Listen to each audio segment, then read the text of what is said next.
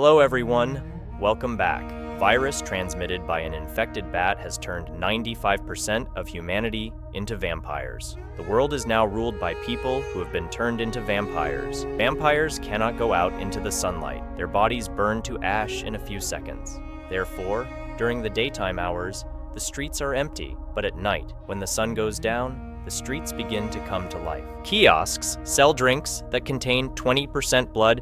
Everything is designed for vampires. Vampires need human blood, so humans are hunted and sent to blood farms. The human population has been severely reduced. This issue is on the agenda in the news. It is said that there will soon be a shortage of blood. The shortage of blood has started, especially in poor vampires, and its effects are slowly being felt. Scientists, looking for alternatives to feed vampires, are working on artificial blood.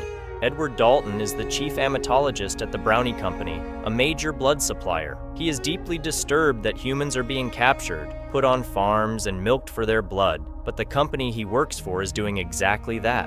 When he comes to the company, he goes through security screening. He sees people being hooked up to machines and their blood is being milked. He is sick and tired of seeing this scene every time he comes to the company. He feels uncomfortable.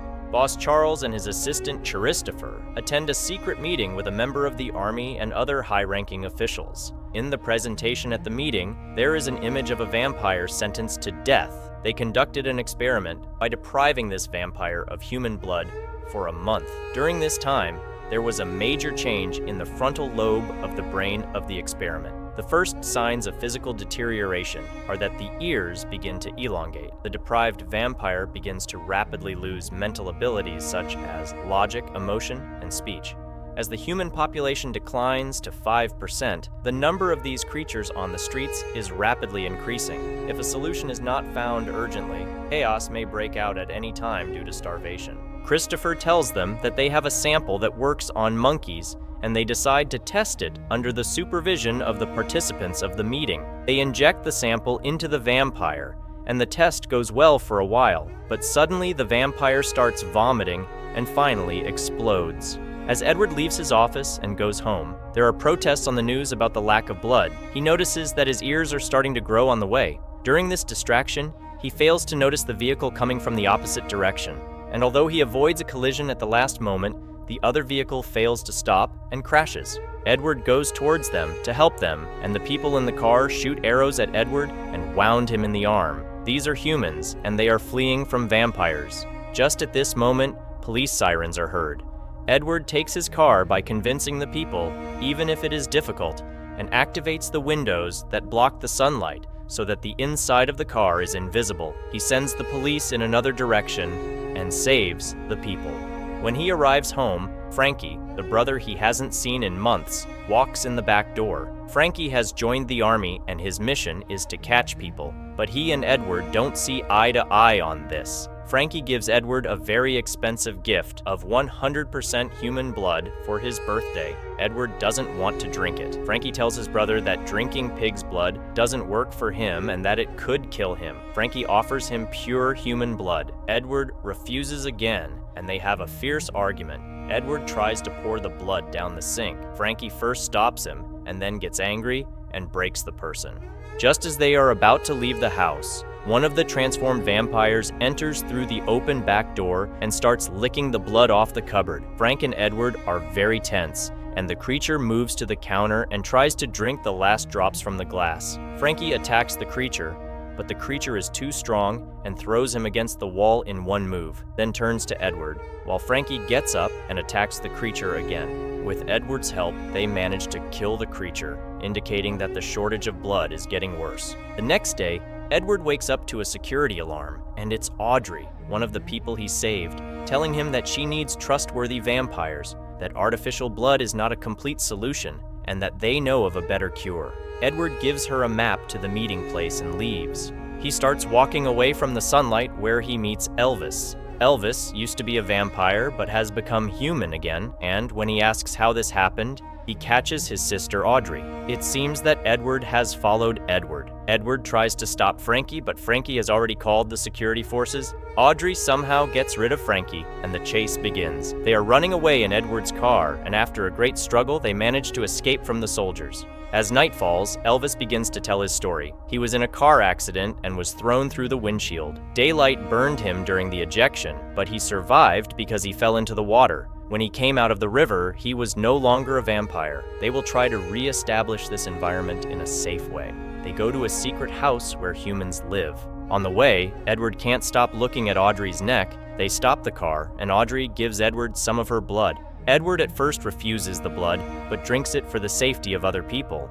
Meanwhile, the number of people at the blood farm starts to drop, and bodies are being taken out of the blood farm. Drinks containing 20% blood at the subway station are reduced to 5% due to the lack of blood, and suddenly, there is a riot. Everyone is going crazy, and the police intervenes and suppresses the events. Meanwhile, Edward and the others are starting the experiment. They will repeat the event that Elvis experienced in a tank. During the experiment, a group of people are captured by vampires. During the experiment, the vampires are informed that the vampires have found the place of the people. While everyone is running away, Edward wants to complete the experiment, and they start the experiment. The first 2 attempts fail, but in the 3rd attempt, they take a little more risk and succeed in the change. Edward has become human again, and the vampires who step on the place where the experiment is carried out cannot find anyone. Meanwhile, Charles sees that there are no humans left at the blood farm. The army declares martial law. Edward goes to the house of his old lab mate and assistant Christopher. He tells Christopher about his cure, which is better than artificial blood. Christopher seems convinced, but betrays them. The army suddenly arrives, and he captures Audrey Edward, and Elvis managed to escape. While hiding in an old garage, Edward's brother finds them. Frankie says he regrets turning Edward into a vampire because he didn't want to see him die. When he sees Elvis entering the room, his thirst overpowers him and he attacks him. After taking a bite, Edward pushes Frankie away. Just as he is about to kill Frankie, he realizes something. Frankie has turned into a human. Vampires who drink the blood of healed humans turn back into humans, and now their blood is the cure itself. Then Edward goes to the company on his own accord. He has a plan. Security catches Edward and takes him to his old boss, Charles. They have Audrey tied to a chair, and Charles is drinking her blood. Edward tells his boss that he regrets everything and wants to be a vampire again. Charles tells Edward that he doesn't need Edward anymore, that they have found artificial blood. They will start production in 2 days and end the chaos. That they were not looking for a cure from the beginning, that the goal was a sustainable sale. Edward provokes Charles by angering him and makes him bite him so that Charles turns into a human, and before he knows it, he presses the alarm button and an army of vampires arrives at the company. The elevator door opens as the soldiers are heading to the building, and Charles, now human, is confronted by the vampires. All the vampires are going crazy and attacking to feed. Meanwhile, Audrey and Edward are coming out the other door. They are met by a group of soldiers, and Frankie comes to their aid. But they are surrounded by a group of soldiers who come to their aid. Frankie sacrifices himself for them, and those who drink Frankie's blood become human again. But this time, the vampires attack the newly healed soldiers, and a cycle begins in which those who are healed are attacked, and very few are left, and Frankie is dead. At that moment, Christopher appears and shoots the last recovering soldiers with his gun, saying that he found the artificial blood himself and that he cannot allow the cure, and he is about to shoot Edward and Audrey. But this time, Elvis comes to their aid and saves them, and then they proceed against the sunrise. So, we have come to the end of this movie. You can like this video to support me. Do not forget to express your thoughts about the movie in the comments. See you in the next video. Goodbye.